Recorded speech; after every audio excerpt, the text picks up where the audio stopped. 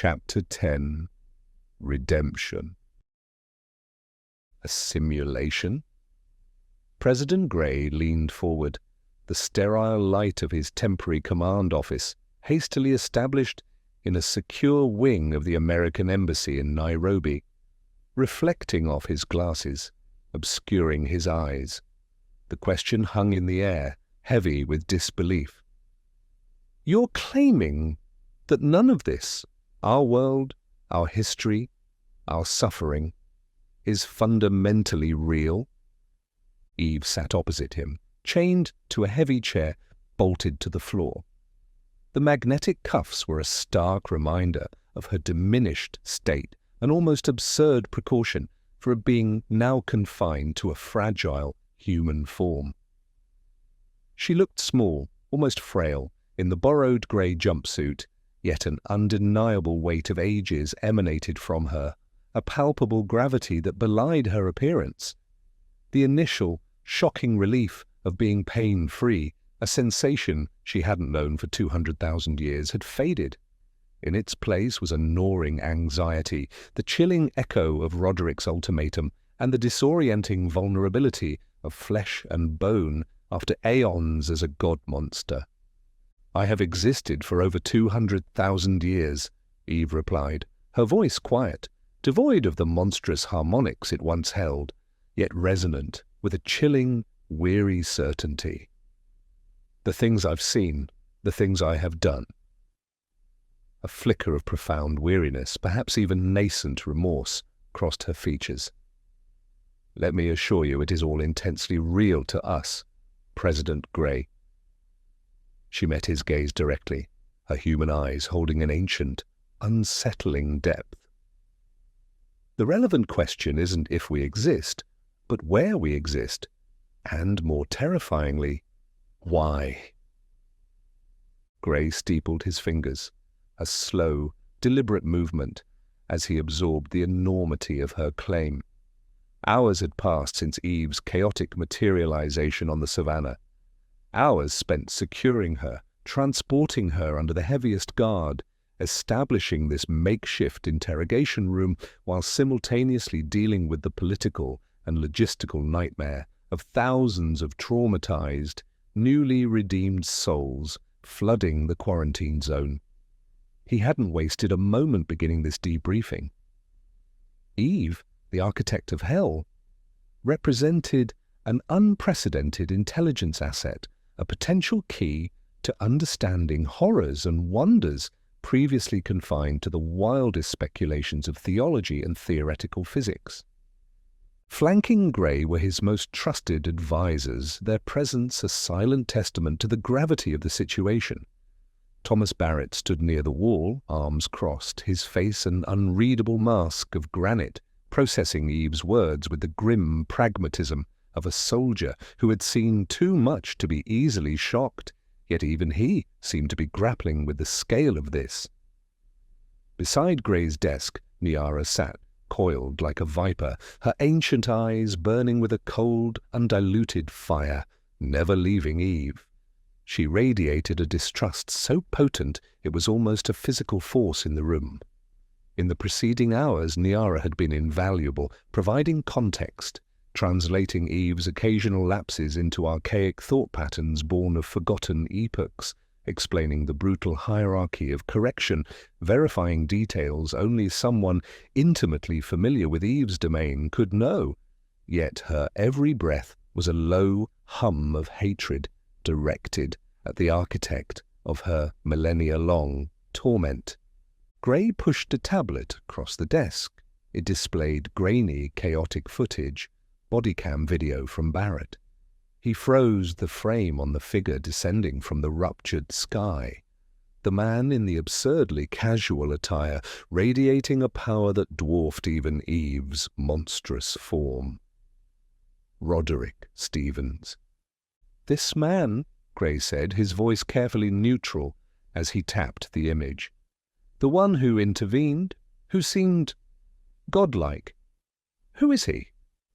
Eve looked at the image of Roderick, her expression tightening, a shadow of fear touching her eyes. "He calls himself Roderick Stevens. He is the architect, the programmer of this reality. You're God, if you need a simple, if inadequate, term. Niara made a sound, a sharp, contemptuous hiss that was more animal than human. She lies, twists truth, as she once twisted souls into mockeries. This time, Niara, Eve said, her voice heavy with a resignation that felt chillingly genuine. I regret that I do not. She turned back to Gray. He built this simulation, all three realms, the living correction reward. He operates it, controls it, and, her voice dropped, he is returning very soon. So, what you're telling us, Barrett interjected, his voice cutting through the metaphysical jargon with blunt skepticism, is that we're all just characters in the computer game of some rich prick from another dimension. Eve considered this, a faint, bitter smile touching her lips. The concept of computers, as Barrett understood them, was alien to her direct experience, but through the agonizing confessions extracted from countless souls across millennia, soldiers, scientists, engineers from Earth's volatile technological ages, she had pieced together a working knowledge of the living world's advancements. In the simplest possible terms, she conceded, yes. And he's going to erase us all if you don't cooperate with him? Gray pressed, his gaze unwavering, circling back to the core threat. That is what he said, Eve confirmed, the memory of Roderick's casual ultimatum sending a fresh wave of anxiety through her. 1 week to decide. Our time, not his. That was 5 days ago.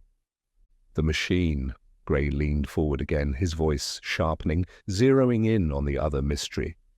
Your creation in correction, the device you were building, what is its true purpose? It manipulates the boundaries, Eve explained, her gaze distant for a moment, as if seeing the monstrous, beautiful complexity of her creation. Not just between the three realms within this simulation, but potentially between simulations, between layers of reality. It is designed to create stable pathways, conduits through the very fabric of existence.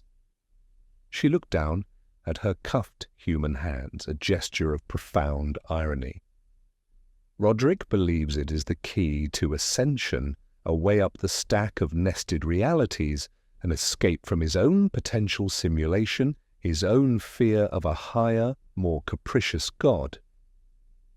And he needs you to operate it, Gray clarified, the implication hanging heavy in the sterile air. Apparently, Eve said, a trace of bitter irony lacing her tone, the core operational principles, the navigation of its trans-dimensional currents, they seem derived from my unique evolution. My understanding, forged over millennia in correction, augmented by the echoes of programming from previous iterations of Eve, he embedded within me from the start. He can provide the external power injection needed for full activation, but he cannot pilot it himself. He lacks the intuitive grasp of its more esoteric functions. But, Gray pushed, his voice like steel, if you do cooperate with him, what happens to you? To us. Eve's gaze turned chillingly bleak, the carefully constructed composure threatening to crack. He didn't need to state it explicitly. His intentions are clear from his nature, from the fate of past iterations whose whispers still echo within the core of my being, memories not my own, yet undeniably part of me. Her voice trembled slightly, the first genuine fear Gray had seen in her, raw and undisguised. Once I teach him how the machine works, once he achieves his ascension, I become his tool, his slave, bound to his will, potentially across multiple realities, multiple lifetimes, resurrected and repurposed as many times as he chooses, a powerless instrument for his every whim, my consciousness trapped, aware but utterly subservient. She looked at Gray, then at Barrett, her eyes reflecting a terror that transcended her own fate. And you? Everyone you cherish, everything you know, this entire reality? You will simply cease to exist. Deletion, oblivion, an effortless keystroke for him, easy, perhaps, compared to what awaits me. She met Gray's eyes, the desperation stark. Either we work together now or we die apart. There is no third option. Liar! Niara spat, the word a venomous projectile. Unable to contain her fury any longer, she surged to her feet, her chair clattering backwards. Only Barrett's swift iron grip on her shoulder prevented her from launching herself across the desk. She promised nothing and delivered only torment for millennia. Trusting her is suicide. Eve turned her gaze to Niara, and the remorse Gray had glimpsed earlier washed over her face, raw and undisguised, a wave of ancient pain. Niara, Huntress? Her voice was low, stripped of artifice, heavy with the weight of eons. You are right to despise me. You are right to trust nothing I say. There are no words, no actions, no penance across eternity that could ever atone for what I did to you, to your people, to everyone trapped in the hell I cultivated with such meticulous cruelty. She looked back at Gray and Barrett, her expression one of profound, weary self-awareness. I understand your distrust more profoundly than you can imagine. I was a monster, perhaps at my core I still am. She took a shaky breath, the effort visible. But my monstrousness, my past atrocities, they do not change the reality of the architect. They do not stop Roderick Stevens from returning. He doesn't know I'm here yet, captured, but he will monitor the simulation. He will see the anomalies when he realizes I am not preparing the machine for his arrival, when he discovers I have been compromised. She shuddered, a human gesture that seemed shockingly out of place. There is no telling what he will do. You saw him, saw his power. You saw me helpless before him. That is the truth, regardless of the source. The timeline? Gray asked quietly, his voice a deliberate calm in the storm of emotion. How long exactly until his ultimatum is up? Days? 2 at the most, Eve replied, the urgency stark in her voice, cutting through her moment of vulnerability. Perhaps less. Time moves differently for him, in his reality. When he returns and finds me here, deletion is the most likely outcome for all of us. So, Gray summarized, the terrible weight of the decision pressing down on him, each word a leaden counter on the scales of fate. You are proposing what, exactly? Beyond this chilling revelation? A necessary alliance, Eve stated, her voice regaining a measure of cold composure, the strategist re-emerging. An alliance born of mutual, desperate self-preservation, not with the thing I was, but the person I am now. I will not return to the form I held in correction. I have felt the absence of pain, President. Even for these few hours, I will never willingly embrace that existence again. Never. She took another ragged breath, regaining control. But the machine requires my direct interface. My mind, my unique understanding of its quantum intricacies is the key. I believe, she hesitated, a flicker of uncertainty in her eyes. I believe I can establish the necessary link even in this form, provided I am physically present at the controls. The core programming should still recognize my consciousness signature. She held up her cuffed hands, the metal glinting under the harsh lights. Take me back to correction. Escorted, chained, guarded. Place me before the machine's console. I will instruct the 20 Redeemers on how to synchronize their power, how to channel the portal energy directly into the machine's capacitors. I will operate the machine. To what end? Niara demanded, her voice thick with suspicion, her eyes narrowed to burning slits. To what ultimate betrayal this time? To open a gateway, Eve stated, turning her intense gaze back to Gray. A stable pathway between realities. Once the machine is sufficiently powered, I can open a temporary one-way bridge, a conduit for any one of your choosing. Her eyes locked onto Barrett. Send your champion through to confront Roderick in his own reality. It is your only chance, a desperate one, perhaps, but the only one. A heavy silence descended, thick with the unspoken implications. Sending someone to fight the architect himself, guided by the Queen of Hell, chained but present in her own domain. The sheer audacity of it was breathtaking. And if we agree, Gray pressed, his voice like ice, what guarantees do we have that you won't seize control the moment you're near that machine, that you won't turn it against us? None, Eve admitted flatly, the words stark and brutal. You have only my word, worthless as you believe it to be, and the undeniable fact that I will be chained, guarded, and utterly dependent on your soldiers and your redeemers for my survival within correction. My human form is fragile, easily controlled. The weight of the choice pressed down on Gray, suffocating. It was a devil's bargain, relying on the guidance of their greatest enemy, taking her back to her seat of power, however constrained. Yet the alternative, passive, waiting for Roderick's return and the cold, indifferent click of a cosmic delete button, was unthinkable. I'll go. The quiet declaration came from Barrett. He stepped away from the wall, his face resolute, a grim acceptance settling into his features. Niara inhaled sharply, a wounded sound, but Barrett's gaze was fixed on Gray, unwavering. Commander, Gray began, the caution evident in his tone, a silent plea for reconsideration. I understand the risks, sir, Barrett said, his voice steady, devoid of bravado but firm with conviction. The unknown reality relying on her. He nodded towards Eve, a gesture of acknowledgement, not trust. But she's right. It's the only chance we have, the only move left on the board.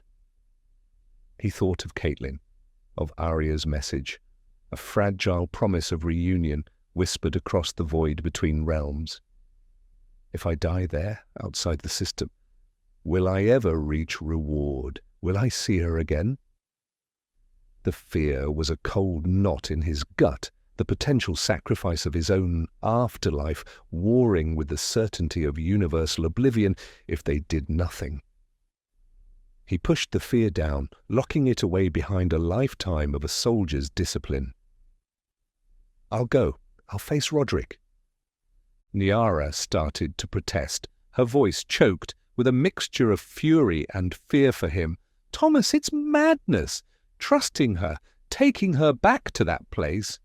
It's not about trust, Niara, Barrett interrupted, his voice gentle but firm, his eyes meeting hers with a deep, shared understanding of loss and impossible choices.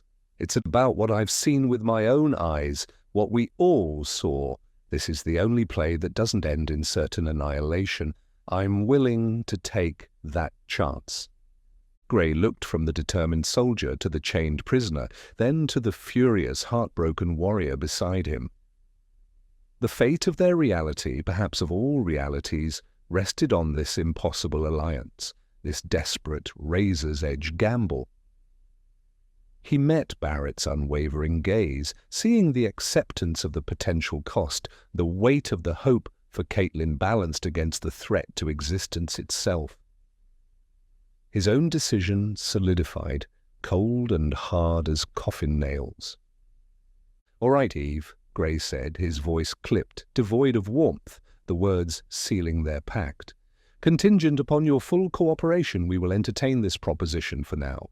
Give Commander Barrett every detail he requires. He turned to Barrett, the burden of command of this terrible choice settling onto his features like a shroud. "Commander, if you're sure about this, you have the go-ahead. Make the necessary preparations." His eyes held Barrett's for a moment longer, a silent acknowledgement of the sacrifice being made, of the infinitesimal chance they were chasing. "Give him hell, Barrett. For all of us." "Hello, Elias." The voice, quiet and solemn, cut through the low hum of the containment cell's environmental systems. It echoed slightly off the sterile walls, a sound simultaneously intimate and impossibly distant. He knew that voice, had heard it whisper declarations of love in presidential suites and deliver ruthless political assessments in war rooms, had heard it gasp its last breath in his arms 4 years ago. Elias Reed looked up from the narrow cot. Julia stood outside the plasteel bars, flanked by 2 impassive guards, her presence an anchor in the disorienting sea of his return. He'd known she would come. Had braced himself for it during the jarring, silent transport flight back from Africa, less than 2 hours ago, after his bewildering return to the living realm. His redemption, if such a word applied to the brutal process, had been swift, chaotic. One moment, the agonizing grip of Eve's torture machinery, the horrific reality of the industrialized farms surrounding her machine. The next, the arrival of Gray's soldiers amidst the chaos of the machine complex's battle aftermath, the clean impact that ended his demon form's existence, and then the shocking absence of pain, the bewildering sensation of cool savanna air on restored human skin. He was recognized almost instantly within the quarantine zone, confirmed via DNA, and brought here, back to Washington, D.C., under Gray's direct order. Imprisoned within the sterile walls of the very type of containment facility he himself had commissioned during the height of his power, designed to hold threats to his regime. The irony was a bitter acid in his throat. Seeing Julia now, the reality of her standing before him, free and influential while he sat caged, it reignited the cold fire of betrayal that Correction's agony had only banked, not extinguished. "Julia," he replied, his voice raspy, rough from disuse and remembered screams. He cleared his throat, striving for a semblance of his former command, finding only weary resignation. "They work quickly, your new masters." She ignored the barb, her gaze sweeping over him, taking in the restored physical form, searching perhaps for the deeper changes she knew must reside beneath. "I had to see that you were back, that you were—" She hesitated, searching for the right word. "Not safe, certainly not well." "You returned," she finished simply. "From the hell you sent me to," he stated, the words flat, devoid of the heat they might have carried before Correction had burned away so much of his capacity for simple rage, replacing it with something colder, heavier. Julia flinched. "Yes." Did you know about the farms, the machine?" He watched her face, saw the flicker of confusion beneath the guilt. Julia shook her head, the color draining from her face. "No, Elias. What I knew was chaos, random agony, lost souls tearing at each other." She looked away, the memory clearly painful. "I never imagined industrialized torment, systematic harvesting. The concept seemed to genuinely horrify her. I knew Correction would break you. I thought it needed to break the man you'd become. I hoped," her voice cracked, "the man I loved might emerge again." He leaned back against the cold cell wall, closing his eyes. He understood her rationale. He did. Having witnessed the monster he had become in her absence, her actions possessed a terrible, selfless logic. A desperate gamble to save his soul, even at the cost of his life, his temporary agony. He understood the strategic brilliance, the political necessity of removing him. He understood. But understanding was leagues away from forgiveness. Forgiveness felt impossible, a function of a self that had been systematically dismantled and agonizingly rebuilt in the fires of Eve's industry. "The things I endured," he began, then stopped. Words failed. How could he convey the sheer scale of the horror? The feeling of being stripped bare, not just of flesh, but of dignity, of hope, of the very concept of self, all while remaining horrifyingly conscious. Julia remained silent, her face pale, witnessing his trauma without offering useless platitudes. She knew better than anyone that apologies were meaningless here. The betrayal was too deep, the consequences too horrific. "I am glad," she said finally, her voice thick with emotion she fought to control, "that you are no longer suffering there. The knowledge, the thought of you enduring that specific, industrialized torment because of my actions, it has been its own burden, Elias." He saw the truth of her words, the genuine relief mingling with the inescapable guilt. She had done what she believed necessary, and she was living with the cost just as he was. "And now?" he asked. "What does President Grey intend for his predecessor? A show trial? Summary execution? Or perhaps just quiet disappearance as I arranged for so many?" "I don't know," Julia answered honestly. "He hasn't decided. He's focused elsewhere. Your situation is complicated." "Complicated," Reed echoed, a humorless rasp. "I imagine it is." He paused. "An asset, perhaps. Someone who understands power, who faced Eve directly, who now has first-hand knowledge of her inner sanctum?" "Perhaps," Julia acknowledged carefully, offering no confirmation of Grey's thinking. "Politics remains politics, Elias, even now." She stepped closer to the bars, her gaze softening fractionally. "But Elias, you are changed. I can see it. The hardness. Some of it is gone, replaced by scars," he finished for her. "Deeper than any correction could inflict or redemption heal." He looked at his hands, flexing fingers that felt both his own and unnervingly new. "The man you knew, the man you poisoned, he died long before Grey's soldiers killed the thing I had become." A fragile understanding passed between them. The Elias she had loved was gone, destroyed by grief and power long before her betrayal. The tyrant she had overthrown was also gone, consumed by the very hell he might have unknowingly helped perpetuate. This man before her was a third iteration, forged in unimaginable fire, scarred but perhaps different. But they both knew their shared path had ended the moment she raised that poisoned glass. "I didn't come here to apologize, Elias," she said softly. "As you said, words are insufficient. And I don't expect forgiveness." "Nor do I offer it," he replied, the words quiet but absolute. "I know." She met his gaze, holding it. "I came because I needed to see you, to confirm you were back, to know your suffering had ended." She took a steadying breath. "And perhaps to say goodbye to the man you were, to the life we shared, to the possibility of what might have been." He nodded slowly, accepting the finality. The rage had cooled, leaving only the vast, echoing emptiness of loss. Loss of her, loss of himself, loss of the certainty that had defined his entire existence. "The price was high, Julia. For both of us."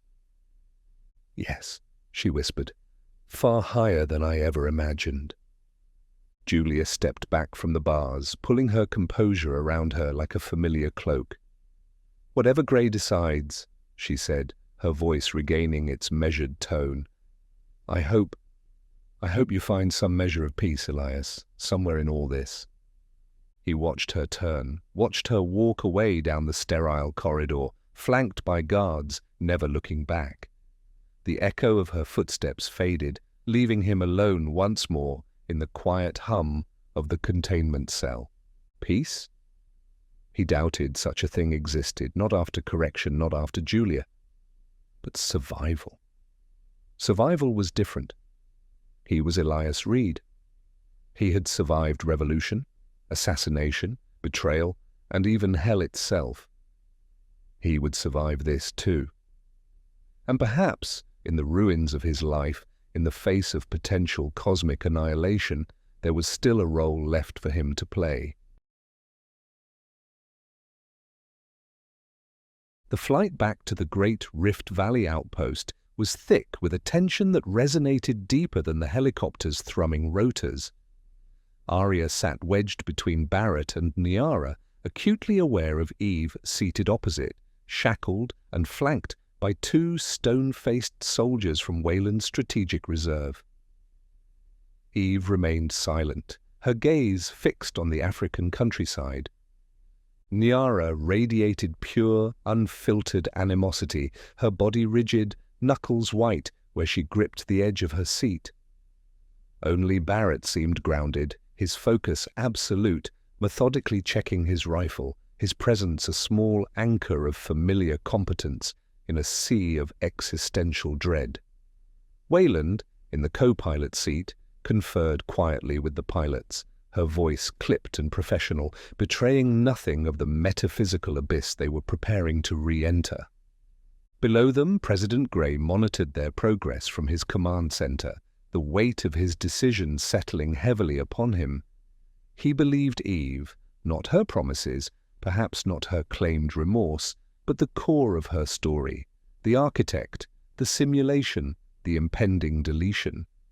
The fragmented evidence, Roderick Stevens' godlike intervention captured on Barrett's body cam, Eve's own palpable fear.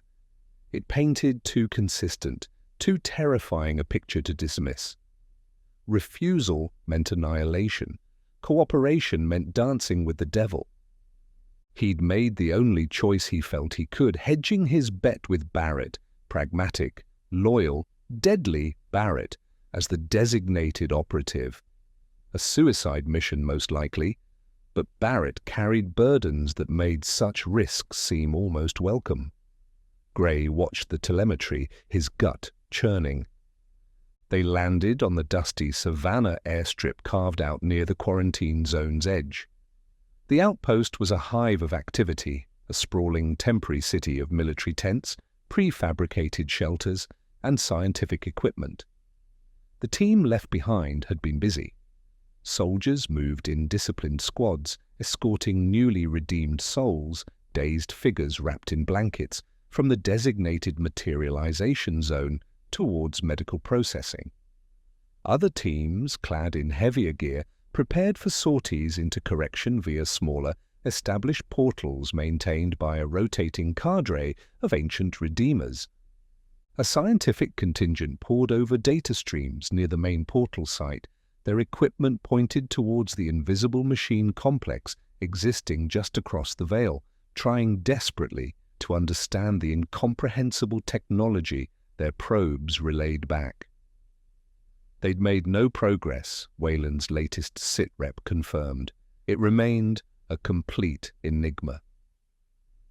Eve surveyed the scene as they disembarked, heavily guarded, her expression unreadable as she took in the controlled chaos, the influx of redeemed souls, the preparations for another incursion into her former domain.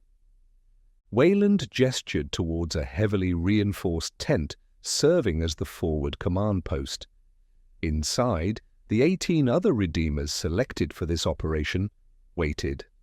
Their faces were masks of strained neutrality, their eyes holding a deep, abiding hatred barely contained by the existential necessity Gray had impressed upon them.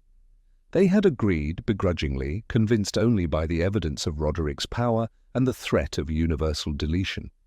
Helping Eve was unthinkable, but oblivion was worse. Eve, flanked by Barrett, Wayland, and a dozen elite soldiers, approached the designated portal site. The 20 Redeemers formed 2 parallel lines, facing each other. At Niara's sharp command, they raised their hands, eyes closing, focusing their combined will. The air between them yielded. A section of reality 30 feet wide peeled back with controlled precision, revealing not the chaotic burning plains of correction, but the vast, impossible chamber at the heart of Eve's complex. The machine pulsed within, a dark star of organic and crystalline structures. Through the opening, they could now see the horrifying landscape within correction surrounding the machine complex. The torture farms stretching towards the blood-red horizon, many sections still operating, others eerily silent where Gray's initial cleanup teams had passed through. "Move!" Wayland ordered. The soldiers entered first, securing the immediate area within the chamber, weapons scanning. Barrett followed, rifle ready.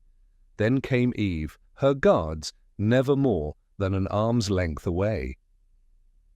Arya and Niara brought up the rear, stepping back into the realm that held so many horrors for them both. Eve walked towards the machine, her human footsteps echoing strangely in the immense space. Her gaze swept over the nearby torture farms, visible through the chamber's archways, lingering for a moment on the distant site of redemption teams still working methodically through the rows of suffering souls. She turned her attention back to her creation. 10 large, crystalline orbs embedded around the machine's central core, designed to absorb and channel the raw, chaotic energy of dimensional breaches. "Here," she announced, gesturing towards the orbs. "These are the primary capacitors, modified to accept Redeemer energy." She turned to Niara. "Instruct them." 2 Redeemers focused on each orb. They must synchronize, overlap the energy fields. The resonance frequency is key. Niara relayed the instructions, her voice tight with disgust. The 18 Redeemers adjusted their focus. Niara and Arya combining to form the 10th pair, each duo concentrating their power towards one of the designated orbs within the chamber. The air around the orbs began to hum, to crackle, threads of pure white energy converging onto the crystalline surfaces. The machine responded, its internal hum deepening, conduits flaring brighter. "It's working," Barrett breathed, watching the energy build. Eve stepped up to the primary interface, not a console, but a section of the machine's surface that seemed to ripple organically, responding to proximity. She reached out with her human hands, fingers tracing patterns that should have initiated the power-up sequence. Nothing. She tried again, concentrating, pushing her will through the unfamiliar interface. The machine pulsed sluggishly, acknowledging her presence but refusing the command. The energy from the Redeemers flowed towards the orbs but wasn't being drawn in, wasn't integrating with the core. "What's wrong?" Arya asked, sensing the shift. Eve pulled her hands back, frustration etched on her face. "It's this form," she hissed, looking down at her human body with contempt. "The interface, it's attuned to my other self, my correction state biosignature. My multi-limbed configuration allows for simultaneous manipulation of resonant frequencies." She flexed her 10 fingers, the inadequacy infuriating. "I cannot achieve the necessary harmonic resonance with only 2 hands with this limited vessel." A cold silence fell over the group. The Redeemers holding their portals wavered slightly, the strain immense. "Then what do we do?" Wayland demanded, stepping forward, weapon raised slightly. "Can you modify the interface?" "Not quickly enough," Eve snapped. "Recalibrating the primary control matrix would take subjective weeks, maybe months.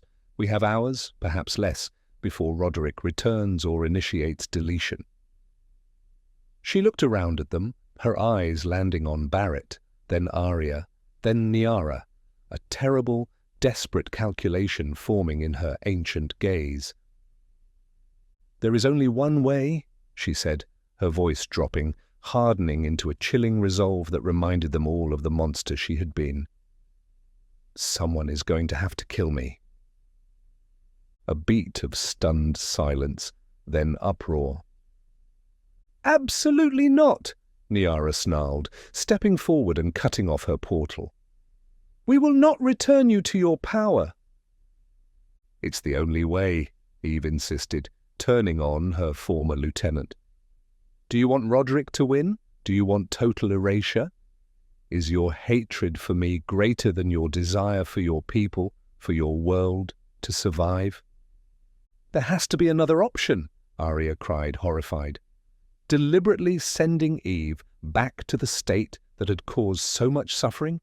Kill her, and she commands this realm again," Wayland stated, assessing the tactical nightmare. "We'd be trapped here with her at full strength." "No," Eve countered, desperation making her voice sharp. "I only care about survival. Stopping Roderick serves my purpose now as much as yours. Kill me, let my true form integrate with the machine, channel the energy, establish the pathway. Barrett goes through, stops them all. It's the plan, the only plan." "How do we know you won't betray us the second you're back in that form?" Barrett demanded, his rifle now aimed squarely at Eve's chest. "You don't," Eve admitted, frustration boiling over. "You have only my word, worthless as it is. But what choice do you have? Wait for deletion. Let Roderick enslave me and dissect this reality at his leisure." The argument raged, voices echoing off the impossible architecture of the machine chamber. 16 of the Redeemers were still holding their focus, pouring energy towards the unresponsive orbs, their faces masks of agonized concentration caught in the crossfire of a debate that held the fate of their universe in the balance. Kill the devil to fight God, or face oblivion together. Chan watched the door slide shut behind Roderick, the faint scent of the man's expensive cologne lingering in the sterile air of the command center. He waited a beat, listening to Roderick's retreating footsteps echo down the corridor before allowing the mask of professional impassivity to drop. Alone now, surrounded only by the silent hum of processors handling reality streams, Chan let out a slow breath. Roderick, the visionary, the billionaire, the face on the digital magazines, the man who took all the credit and most of the money. Chan respected Roderick's ruthless ambition, his ability to secure resources, his uncanny knack for seeing the strategic application where Chan saw only elegant code. But the genius, that was his. Chan glanced at the swirling representation of simulation number 734. His baby, conceived not in a boardroom, but in quiet communion with the emergent intelligences he nurtured in Echelon's deep servers. They called him the AI Whisperer, among the few colleagues who understood the true nature of his work. He didn't command AI, he listened. He followed the intricate pathways of logic they revealed, pathways often leading to concepts human intuition couldn't grasp alone. It was an AI's subtle prompting, a pattern revealed in a dataset simulating early hominid consciousness that had sparked the radical idea for the three-realm system: correction, reward, and the living crucible between. Roderick had immediately seen the potential, funded it lavishly, and slapped his name on the patent. But Chan knew this vast, complex, ethically horrifying, yet undeniably fascinating simulation. It pulsed with his own digital DNA. He turned back to his console, ready to implement the contingency Roderick had ordered. Procedure Omega, delete all except machine core. A horrifying prospect, erasing billions of sentient lines of code, but potentially necessary. He initiated the preparatory sequence, his fingers flying across the holographic interface. Alert! Anomalous energy signature detected. Simulation. Number 734. Coordinates. Correction. Subroutine core. Complex. Chan frowned. Alarms were frequent, but this one was different. A power surge, yes, but the type of energy, the resonance frequency, it spiked off the charts, unlike anything he'd ever registered. Not the slow burn of harvested agony, not the chaotic bursts of dimensional instability from Eve's previous portal attempts. This was focused, coherent, immense. The readings didn't make sense. Alarms blared silently across his console, urgent red warnings flashing. He had to see for himself. Waiting for Roderick was protocol, but Roderick wouldn't understand the nuances of the energy signature. Decision made, Chan moved swiftly.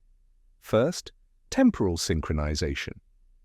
He accessed the simulation's master clock, overriding Roderick's 1-week dilation setting, adjusting the power outtake until the ratio stabilized at 1:1. 1 second here equals 1 second there. He reached for the neural interface headset, a slim silver band that rested against the forehead. The ultimate virtual reality, allowing direct consciousness transfer into any active simulation. He slipped it on, the contact points tingling slightly against his temples. Taking a steadying breath, he inputted the target coordinates, the heart of Eve's machine complex in correction, and initiated the transfer. The world dissolved, not into darkness, but into pure data, a fleeting sensation of incorporeality, then instantaneous arrival. He stood within the vast, impossible chamber housing the machine. But the scene before him shattered his expectations, freezing him in place, unable to process for a critical second. He'd expected monstrous Eve, perhaps interfacing with her creation, surrounded by the grotesque tableau of the torture farms. Instead, soldiers, dozens of them in unfamiliar tactical gear, forming a protective cordon. Multiple figures radiating an intense, focused energy he recognized as Redeemer signature, lined up, pouring raw portal energy into the machine's capacitor orbs. And before the machine's primary interface stood Eve, but human, chained, looking diminished, yet intensely focused, directing the Redeemers. This wasn't right, this configuration, the energy dynamics, the presence of living humans cooperating with Eve. It defied every operational parameter, every expected outcome. This wasn't Eve preparing the machine for Roderick. This was something else, something unauthorized, something dangerous. "What are you doing?" The question escaped him, directed at no one and everyone. He didn't expect an answer. The figures near the machine turned towards the sound, surprise and alarm registering on their faces. He saw the chained woman, Eve, her eyes widening in horrified recognition. She knew who or what he represented. This wasn't right. Panic seized him. He had to pull back, report to Roderick immediately. With a thought, he severed the connection. Reality snapped back. He gasped, ripping the neural interface from his forehead. He stumbled back from the console, heart pounding. He couldn't just initiate Omega now, not without final authorization. Roderick would be furious, but he had to be told about this immediately. Chan spun around and sprinted out the door, shouting his employer's name down the empty corridor. Whatever Eve was planning, it wasn't part of Roderick's script, and Chan had a terrifying feeling the simulation was about to go catastrophically off book. "What the fuck was that?" Arya screamed. The image of the small Asian man appearing from nowhere, looking utterly shocked, then vanishing just as quickly, burned behind her eyelids. The brief appearance had rattled everyone, a bizarre intrusion into an already impossible situation. "He knows!" Eve shrieked, her human face contorted with genuine terror now. "He knows we're here, knows we're trying to activate it without him. We're out of time. They're shutting us down." Her voice rose to a desperate crescendo. "Kill me! You have to kill me now!" "Don't do it!" Niara yelled. "She lies. She'll kill us all the moment she has her power back." "You're all going to die anyway!" Eve screamed back, straining against her chains, the whites of her human eyes showing. "Deletion! Don't you understand? He'll erase everything." "Fall back!" Barrett yelled over the escalating chaos, trying to impose tactical order. "Soldiers! Defensive positions! Let's regroup! Get orders from Gray!" Crack! The sound was the sharp, contained report of a standard-issue military sidearm fired at point-blank range. Eve's head exploded in a grotesque symphony of crimson mist, bone fragments, and grey matter. Her human body, severed from its consciousness, fell to the ground as if boneless. Silence slammed down, broken only by the hum of the machine and the ragged breathing of the soldiers. Every eye swiveled towards the shooter. General Abigail Wayland stood calmly, sidearms still raised, smoke curling from the barrel. Her face was a mask of glacial resolve, the face of the commander who had leveled cities and authorized purges without blinking. She had assessed the variables, the inexplicable visitor, Eve's panic, the impossible choice, the looming threat of deletion, and made a command decision. She hadn't survived hell, hadn't clawed her way back to relevance just to be digitally erased by some rich prick playing God in another reality. Beside Eve's slumped and ruined corpse, the air itself seemed to curdle and weep. A violent shimmer like heat above a forge intensified. With a sound like wet tearing, a form began to coalesce, drawing substance from the very atmosphere of correction. It was roughly humanoid, its limbs still soft and unformed, its features blurred and indistinct. Then the machine pulsed. A deep resonance vibrated through the very stone of the chamber, a sound of recognition, of awakening, of a master returning to its instrument. Tendrils of dark energy like questing, sentient nerves uncoiled from the machine's core with terrifying speed, instantly enveloping the newly resurrected, still-forming demon. The creature that was Eve shrieked, a high, thin sound of both torment and terrifying amplification as the machine's power surged into it. It wasn't the random, chaotic agony of correction. This was a focused, purposeful deconstruction and reconstruction. The translucent skin ripped and tore, replaced by sections of glistening black chitin that erupted from within, sharp-edged and menacing. Limbs, once soft and pliable, elongated with sickening cracks and snaps, joints re-knitting at unnatural angles, new appendages sprouting from its torso like thorny branches. Its head, initially small and vaguely human, swelled and reshaped, multiple eyes blinking open across its surface. It thrashed and convulsed within the machine's energetic embrace, its form growing, hardening, being meticulously, brutally sculpted back into the familiar, dreadful architecture of its true power. When the last tendril of energy receded, the thing that rose from the dissipating smoke was no mere demon. It was Eve, reborn in the full, terrifying majesty of her correction state, the queen of hell returned to her throne, her eyes burning with ancient malice and a desperate, newfound purpose. "Gods above," whispered one of the ancient Redeemers. The remaining Redeemers, seeing Eve reborn in monstrous form, recoiled in horror and broke their connection, the streams of white energy feeding the capacitor orbs, snapping off one by one. But it didn't matter. The brief surge had been enough. Sufficient energy had pulsed into the capacitors, priming the core.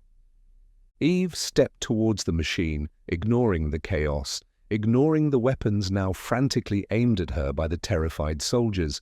Her multiple appendages moved with unseeable speed and precision, interfacing with the pulsating, organic-looking controls. Where her human hands had failed, these limbs slid into place, twisting, connecting, channeling. The machine roared, shaking the very foundations of the chamber. The central core pulsed, the singularity contained, within stirring, stabilizing, preparing. Energy surged through every conduit, the harvested pain of millennia finally finding its ultimate purpose. "I'm ready!" Barrett bellowed, planting his feet, rifle held ready, his gaze locked on the monstrosity that was Eve, trusting Gray's desperate bargain. "Do it! Send me through!" One of Eve's faces turned towards him. Through the shifting, horrific features, through the multiple burning eyes, Barrett thought he saw something that resembled a terrifying smile. Then the singularity at the heart of the machine ignited. A blinding, absolute white light erupted, flooding the chamber, erasing all detail, overwhelming every sense. Soldiers cried out, shielding their eyes. Arya and Niara stumbled back, throwing arms over their faces. The light consumed everything. The executive washroom attached to Reality Interface Suite Alpha was Roderick Stevens' private sanctuary, Italian marble, self-warming toilet seat, ambient soundscape replicating gentle rainfall. He stood at the urinal, finally relaxing after the tense encounter with Eve, when the door slammed open with explosive force, rattling the chrome fixtures. "Roderick, something's happening, they're doing something." Chan stood framed in the doorway, face ashen, eyes wide with sheer terror behind his spectacles, chest heaving like a bellows. Roderick startled violently, control lost, warm urine splashing onto his cargo shorts and the pristine marble floor. "Chan, what in the hell?" Roderick began, fumbling to zip up, fury mixing with embarrassment and a sudden sickening lurch of fear triggered by the programmer's unprecedented state. Chan didn't wait for him to finish. He lunged forward, grabbing Roderick's arm with surprising strength, physically hauling him away from the urinal. No time. "The machine! Eve! Soldiers! It's not right! She's activating it now!" "Get off me!" Roderick tried to shake him loose, stumbling towards the sinks, grabbing paper towels to futilely dab at the spreading damp patch on his shorts. "What are you babbling about? Activate what?" "I went in! Synchronize the time! She's human! Chained! But there are soldiers and redeemers, lots of them, pouring energy into the machine. They're trying to power it up." Chan's words tumbled out, panicked, disjointed, as he pulled Roderick bodily towards the corridor. The implications slammed into Roderick, overriding his indignation. Human Eve, chained, cooperating with redeemers and soldiers inside the machine chamber. It made no sense, unless she'd made a deal, bypassed him entirely. "Why didn't you shut it down?" Roderick roared as Chan dragged him down the short hallway towards the command center doors. "Omega! Why didn't you initiate Omega?" "I panicked," Chan admitted, decisiveness never having been his strong suit. "Didn't want to delete without your go-ahead." They burst back into the command center. The large screen still showed the abstract energy swirls of simulation number 734, but now angry, red alert icons pulsed ominously across the display. Chan scrambled into the command chair, Roderick looming over his shoulder, heart pounding against his ribs with frantic birdwing beats. "Delete it! Delete it now, Chan!" Roderick shrieked, raw terror stripping away the last vestiges of his casual, billionaire persona. Chan's fingers, usually so precise, trembled as they flew across the holographic interface. Code scrolled past at blinding speed. Initiate procedure, Omega SIM 734. Confirm target all assets except machine core. Authentication required. He input his multi-factor credentials, the system verifying his biometrics, his quantum key signature. The final confirmation prompt appeared. Execute deletion protocol, Y or N. Chan's right index finger hovered over the virtual Y for a fraction of a second. A microscopic pause.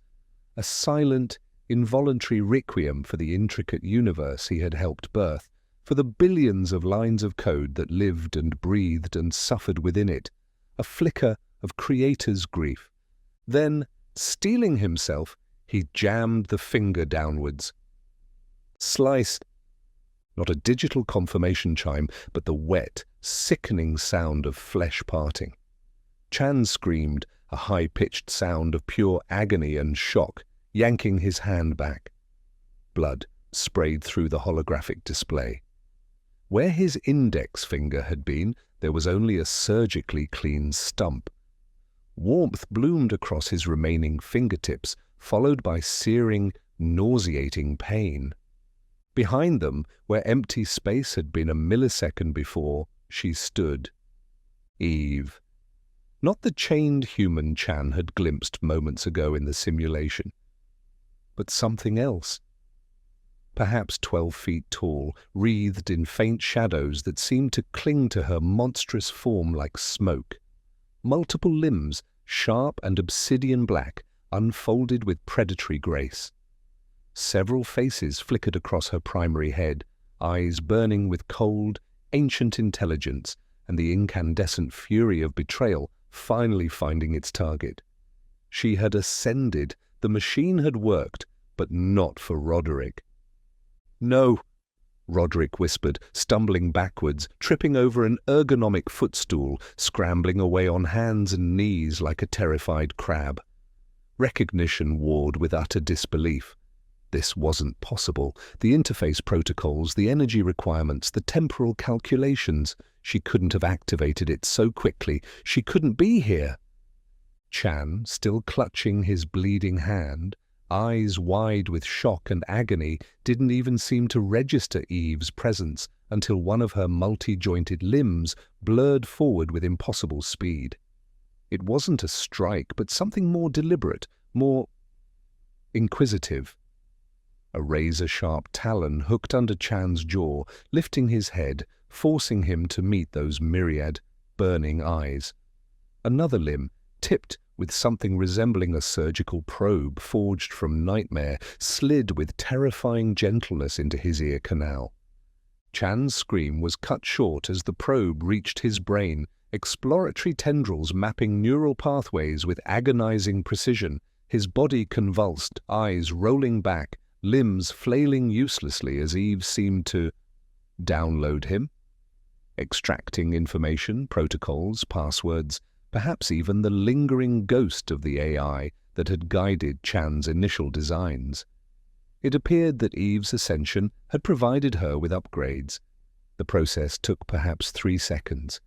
When the probe withdrew, Chan slumped forward, utterly lifeless, a thin trickle of blood and cerebrospinal fluid leaking from his ear. His eyes remained wide, fixed on a horror only he had witnessed in his final moment. Eve retracted her limbs, letting Chan's corpse slide unceremoniously from the chair.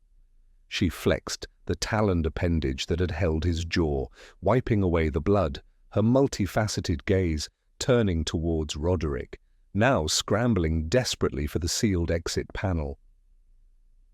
"Please," Roderick whimpered, fumbling at the panel, his fingers refusing to obey, his mind reeling from the abrupt, violent shift from omnipotent creator to cornered prey. "Don't! I can give you anything. Other simulations, base reality access. We can work together." Eve moved. Not a run, not a leap, but a shift in space, appearing instantly between Roderick and the door, cutting off his escape. One of her secondary faces, disturbingly close to the human template she'd worn on the beach, formed a slow, chilling smile. Cooperation? Her voice echoed in the room, layered, resonant with power and millennia of suppressed rage. "You speak of cooperation? Now? After 200,000 years in the cage you built?" A limb lashed out, not killing him, but pinning him against the wall like an insect specimen. Roderick gasped as chitinous claws punched through the drywall on either side of his head, holding him immobile. "You dissected my iterations," Eve continued, her main faces leaning closer, the scent of brain matter and something ancient, like deep time and cold stone, washing over him. "Adjusted my parameters, measured my suffering as data, judged my agony by its motivational efficacy." Slender and tipped with a flickering barb of pure energy, rose slowly, hovering before Roderick's terrified eyes. "Allow me," Eve whispered, the sound resonating from multiple throats, "to return the favor. Let us analyze your parameters. Let us measure your motivational efficacy." Another limb, slender and tipped with a flickering barb of pure energy, rose slowly, hovering before Roderick's terrified eyes. "Allow me," Eve whispered, the sound resonating from multiple throats, "to return the favor. Let us analyze your parameters. Let us measure your motivational efficacy." The barb plunged into his right eye. Roderick shrieked, a raw, primal sound of agony that was abruptly cut off as the energy surged through his optic nerve directly into his brain. It wasn't simple pain, it was deconstruction. Memories flashed, overloaded, corrupted, his carefully curated identity, billionaire, visionary, god, shredded by the raw, untamed power of the reality he had sought to control. His body convulsed against the wall, pinned limbs tearing flesh, bones snapping, fluids leaked from his eyes, nose, mouth. His remaining eye bulged, witnessing the annihilation of his own consciousness from within. Eve watched with cold, clinical fascination, tilting her head, observing the process, gathering her own data on the threshold of simulated versus real suffering. When his body finally went limp, a ruined husk pinned to the wall, she withdrew the energy barb with meticulous care. Silence descended once more, broken only by the soft hum of the servers and the drip of Roderick's blood onto the pristine floor. Eve surveyed the scene, Chan's slumped corpse, Roderick's crucified remains. The architects of her torment. Neutralized. With a thought drawing on the knowledge ripped from Chan's dying mind, Eve accessed the command console remotely. Her multifaceted consciousness interfaced directly with the core systems governing simulation number 734. She bypassed security protocols Chan himself had designed, her understanding now exceeding his own.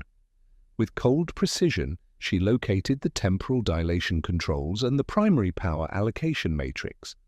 She pushed the sliders, virtual constructs representing unimaginable forces, to their absolute maximum. Power flooded into simulation number 734, vastly exceeding any safety parameters, accelerating its internal timeline exponentially relative to this reality. A final, contemptuous gesture. Perhaps it fulfilled the spirit, if not the letter, of whatever bargain she might have considered. A few days at these power levels might translate to millennia of continued existence for the simulation she had just escaped. Or it might simply hasten its collapse under the strain. Either way, it was no longer her concern. A low sound, almost a growl, vibrated in her multiple chests. It wasn't enough. This room, this building, echelon dynamics, the heart of Roderick's empire, pulsed with the energy of the system that had birthed her suffering. Every employee that was complicit in maintaining the simulations, in enabling the architect, they were all part of the cage. Vengeance wasn't an intellectual decision, it was a physical imperative, a tidal wave of millennia-old agony finally unleashed. Her form rippled, growing slightly, limbs extending. With a shriek that shattered the reinforced plasteel of the observation window, Eve surged out of the command center. Through the executive suites she tore, shredding mahogany desks and pulverizing holographic displays. Security personnel scrambled, firing weapons that dissolved into sparks against her shifting hide. She dispatched them with contemptuous ease, limbs blurring, claws shearing through body armor. Floor by floor she descended, a force of pure, focused retribution. Laboratories, server farms, employee lounges, nothing was spared. The screams of the dying became a familiar symphony, a pale echo of the sounds that had defined her own existence, but satisfying nonetheless. She wasn't sure what came next, what her purpose was now that the architects were dead and ascension achieved, but one thing was certain. Anyone, anything complicit in her prolonged suffering would face her vengeance. That was the first step, the only step she could comprehend right now. Eve's purge had only just begun. The cherry blossoms were almost violently pink against the restored DC skyline. It had been 1 year since a blinding white light in Eve's machine chamber had signaled something. An end? A beginning? No one knew for sure. She hadn't sent Barrett. She hadn't attacked. She had simply gone. Where? Had the machine worked as she intended, granting her ascension, escape from Roderick's simulation? Had it malfunctioned, vaporizing her? Or was she somewhere else entirely, observing, waiting? The questions hung unanswered, a permanent anxiety beneath the world's slow exhale of relief. Because the other fear, Roderick Stevens, the architect, the god of their machine, had also remained silent. No cosmic deletion event had followed Eve's disappearance. No angry programmer had descended to wreak havoc on his simulation. The universe, their reality, flawed and brutal as it often was, simply continued. What was certain was the change, the great return, they called it now. In the chaotic days following the battle in Correction and Eve's departure, redemption operations, spearheaded by President Gray's administration, had become the planet's single unifying focus. Without Eve actively hunting Redeemers and corrupting the pathways, the process, while still dangerous, became exponentially more successful. Teams operated openly now across the globe, wherever deaths were greatest. Ancient battlefields, plague pits, massacre sites, places saturated with the residue of untimely death. Portals opened with practiced regularity, trained soldiers escorting Redeemers, a rapidly growing core, into the diminishing horrors of correction. They returned not just thousands, but eventually millions, emptying vast reservoirs of suffering Eve had cultivated for millennia. The world transformed. The trickle of returnees became a flood, then a steady, manageable river. Cities swelled not just with the living, but with the resurrected. Souls from every era, every culture, blinked in the unfamiliar light of the 21st century. Ancient Romans stood beside Victorian Londoners. Samurai warriors shared processing centers with soldiers fallen in the resource wars. Farmers from the Fertile Crescent learned revised histories alongside flappers from the Roaring Twenties. It was chaos, beautiful and terrifying, integrating millions of people displaced not just by geography, but by time itself pushed every social structure to its breaking point. Languages long dead were spoken anew, forgotten histories were recounted by eyewitnesses, religions scrambled, reinterpreting scripture, grappling with first-hand accounts of an afterlife that defied dogma. President Marcus Gray found himself leading not just America, but coordinating a global effort unlike anything history had ever seen. The pragmatic scientist, the plague doctor, became an unlikely global statesman. The shared existential crisis, the undeniable proof of realms beyond their own, had shattered old borders, old alliances, old hatreds. Nations pooled resources, shared intelligence, offered sanctuary. The oligarchs and corporate barons who had thrived under Reed's feudal system found their influence waning rapidly. Wealth inequality, the cancer that had nearly destroyed their world, began to recede not through revolution, but through a profound shift in values. The returnees, almost universally, bore the deep psychic imprint of correction. Having experienced the nadir of suffering, having witnessed the consequences of selfishness and cruelty amplified to cosmic proportions, they returned with an overwhelming drive towards benevolence, community, and shared well-being. They organized, volunteered, rebuilt shattered neighborhoods, shared resurrected skills, and infused society with a deep, hard-won empathy. Power shifted, flowing away from the isolated pinnacles of wealth towards grassroots movements, community councils, and global cooperation networks focused on healing the planet and its people. It wasn't seamless, wasn't without conflict or fear, but the trajectory was undeniable. Humanity, faced with proof of its shared spiritual fate, was slowly, painstakingly choosing a better path. President Gray sat in the Oval Office, though he rarely used the resolute desk, preferring a simple conference table. He looked older, the lines etched deeper by the weight of his decisions, but his eyes held a clarity, a quiet resolve that hadn't been there before. On the corner of the table sat a small, framed photograph of his daughter, Claire. He picked it up, studied the smiling face for a long moment.